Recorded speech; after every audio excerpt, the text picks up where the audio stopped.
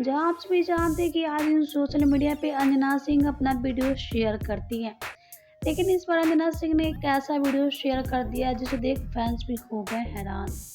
जहाँ आप सभी जानते हैं कि अंजना सिंह आज भी यश मिश्रा की याद में खोई रहती है, या यूँ कहें कि आज भी अंजना सिंह को यश मिश्रा की याद आती है।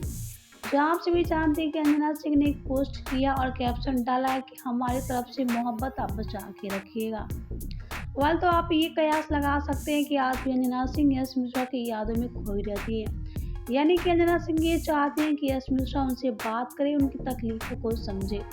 लेकिन बात की जाए यश मिश्रा के बारे में, तो यश मिश्रा अपनी लाइफ में काफ़ी आगे बढ़ चुके हैं और अंजना सिंह से बात तो दूर, अंजना सिंह की तरफ पलट के भी नहीं देखते। तो आप सभी को यश निधि और अंजना सिंह के बारे में क्या कहना है, हमें कमेंट करके जरूर बताइए। वीडियो अच्छा लगा हो तो वीडियो को लाइक कर ले, सब्सक्राइब कर ले और शेयर करना तो बिल्कुल ही ना भूले। और अगर आप अंजना सिंह के फैंस हैं तो हमें कमेंट करके जरूर बताइए।